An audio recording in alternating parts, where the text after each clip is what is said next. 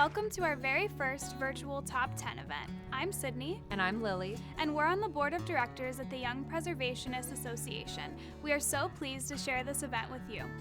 Since we're not able to meet in person, and because of all of the challenges we're all facing this year, we thought it would be great to bring you some good news. We're presenting for the first time our top 10 list of success stories for 2020. But first, we have an important bit of news to share with you. After many months of advocating by YPA, the National Trust has named the National Negro Opera Company House to their 11 Most Endangered list for 2020. This is very exciting news and has gained national attention, including a story on NPR. The Queen Anne-style building, erected in 1894, served as a private residence until 1941, when William A. Woogie Harris and his wife Ada rented out the upper floor as a rehearsal space for the National Negro Opera Company, the first African-American opera company in the United States. Founded in Pittsburgh by Mary Cardwell Dawson in 1941, the National Negro Opera Company mounted productions across the United States in cities such as Washington, D.C., New York City, and Chicago. Dawson moved the company to Washington, D.C. in 1951 when her husband was offered a new job in the city, but the third floor remained a local guild and rehearsal space for the company until Dawson's death in 1962, when the National Negro Opera Company disbanded. In 1958, Woogie Harris began to rent out apartments in the house to well-known Latino and African-American figures such as Roberto Clemente of the Pittsburgh Pirates, singer Lena Horne, and Pittsburgh Steelers Roy Jefferson, John Nesby, and Marvin Woodson, who at the time were restricted from rooming in hotels or apartments in other parts of the city. In 1994, a dedication ceremony was held to place a historical plaque outside the house. Today, restoration efforts of the former home of the National Negro Opera Company are spearheaded by the National Opera House. The organization hopes to unite all members of the community, regardless of age, race, and background, through a mutual interest of music. The National Negro Opera Company House first appeared on our Top 10 Preservation Opportunities list in its very first year, 2003, and made a repeat appearance in 2014.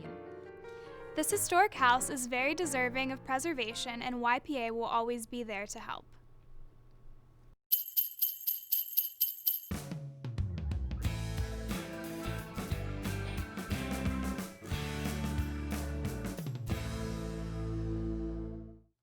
It's my pleasure to introduce you to the chair of our board, Julie Collins. My name is Julie Collins, and I'm the board chair of the YPA. Thank you for joining us for this year's virtual Top 10. Now I will turn it over to Matthew Craig, our executive director, who will be presenting our awards for this year. Thank you, Julie.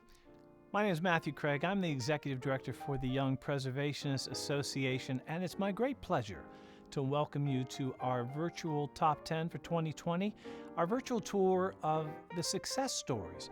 And it's nice for us to have an opportunity to share these success stories, especially for some of the buildings that have been on our Top 10 Preservation Opportunity list for many years running. But first things first, we want to take a moment to shine the spotlight on a couple of our dear friends who are deserving of our notice because of the good work that they do. First up is our Preservationist of the Year. This is a dear friend. He is the board president for Preservation Pittsburgh. His name is Matthew Falcone, and we are honoring him this year as our Preservationist of the Year. Matthew is one of those persons who is doing so many things behind the scenes that you don't even realize the impact that he's making.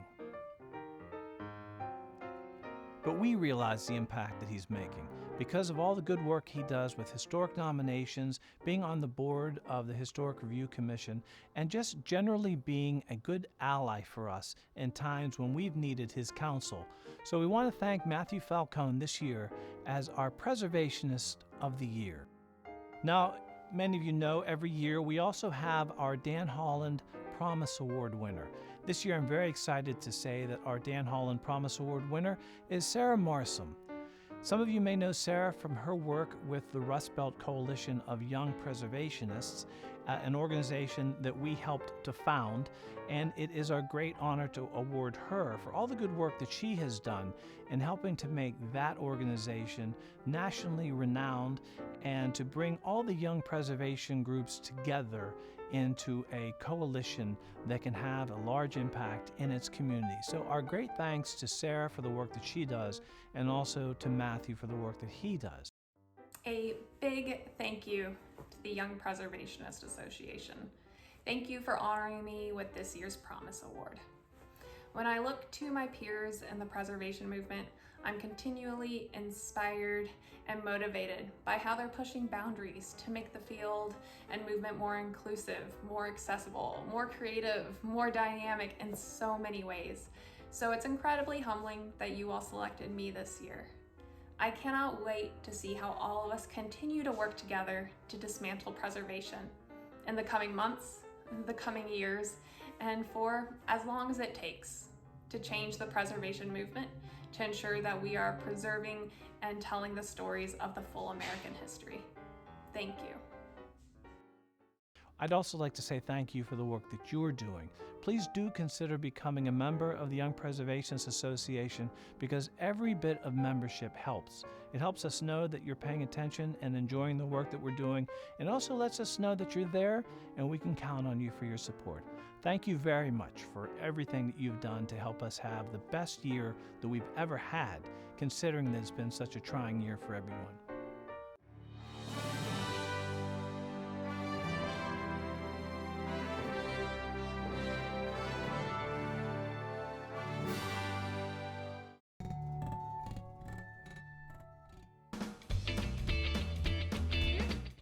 This year, our number 10, which is normally a collective category, holds all the great successes that are in progress. Places like the Wilkinsburg train station, the New Granada Theater, the Crawford Grill, and even the Allegheny Commons pedestrian bridge, which has funding but is still tied up with some legal challenges. All of these places are moving forward after many decades of advocacy by many different organizations. We're happy to see them making some progress, and we'll keep you posted in the coming months. Number 9, the Strand Theater. The Strand Theater in Zelienople, once a shuttered theater, now hosts movies, musicals, comedy, and more. This fully restored theater has helped revive Zelienople to become a featured attraction in this Main Street community. Number 8, Paramount Pictures Film Exchange. Right along the busy Boulevard of the Allies, the former Paramount Pictures Film Exchange was considered for demolition, but is now home to a co-working campus. YPA first had this uptown building on our top 10 list in 2009, and now we can point to it as helping to lead the way for revitalizing that section of Pittsburgh and extending revitalization deeper into our urban core. The Paramount Pictures Film Exchange is our number 8. Number 7, Falconhurst. An $11.5 million historic restoration and affordable housing initiative in the Hamnet Place neighborhood of Wilkinsburg has brought the Falconhurst building back to life. The project, by Landmarks Development Corporation, a real estate development subsidiary of the Pittsburgh History and Landmarks Foundation, brought 33 units of high-quality, affordable housing to the National Register-listed historic Hamnet Place neighborhood and restored a completely deteriorated building, winning a special award from the National Trust for their outstanding work. Congratulations, you're number 7 on our top 10 success stories of 2020. Number 6, the Roxy Theater. The Roxy Theater was built as a 1,200-seat movie theater on Chartiers Avenue in the heart of McKees Rock's business district. The 5-floor building was converted into a concert venue and banquet hall in 1979 and closed its doors in 2003. The McKees Rocks Community Development Corporation bought the building for $300,000 in 2011 and has raised over $6 million to restore this 1,500-seat theater built in 1929. Congratulations! The Roxy Theater is our number 6 success story for 2020. Number 5, Aaron's Building.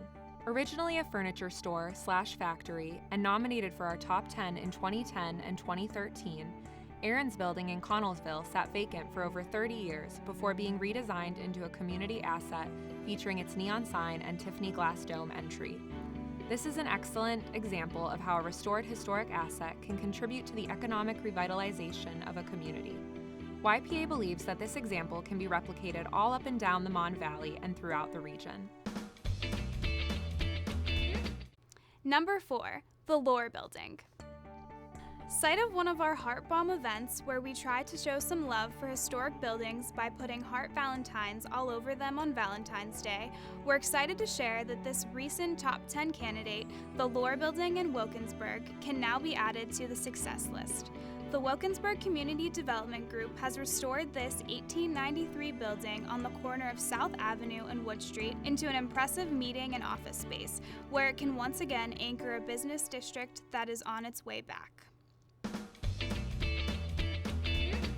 Number 3, John Woods House. Built in 1792, the John Woods House is considered one of the oldest remaining structures in Pittsburgh. This stone home overlooking the Monongahela River in Hazelwood was added to the National Register of Historic Places in 1993. It is now being restored as a historic pub and promises to be the most unique dining experience in the region and hopes to be open for business this fall. Number 2, August Wilson House. The beating heart of 1727 Bedford Avenue is that of August Wilson. That's the quote that describes the famed playwright's childhood home in Pittsburgh's Hill District.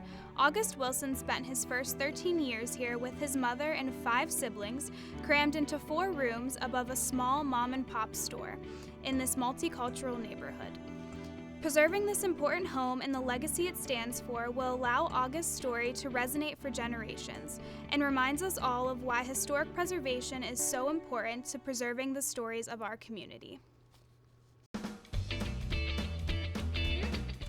And now, the moment you've all been waiting for. The number 1 top 10 success story of 2020 is the Garden Theater block on Pittsburgh's North Side. We're coming to you now from Alphabet City in the City of Asylum building, right next to the Garden Theater, and you can see what a beautiful space this is. YPA has held its top 10 here for several years since the space is such a great fit for us. Just around the corner is the fully restored Bradbury building with its beautiful apartments. Originally built in 1915, the Garden Theater was, for the longest time, an example of the decay that had set into this side of the city. Being run for decades as an adult theater, it is now poised to anchor one of the most historic blocks in the city. Our congratulations to Trek and Q Development for being our number 1 of 2020. Thank you for joining us. I'm Chris Yost on the board here at YPA. Be sure to also check out our Instagram page, our Facebook, and our new and improved website where you can learn more about becoming a member. We'll see you next time, and again, thank you for joining us.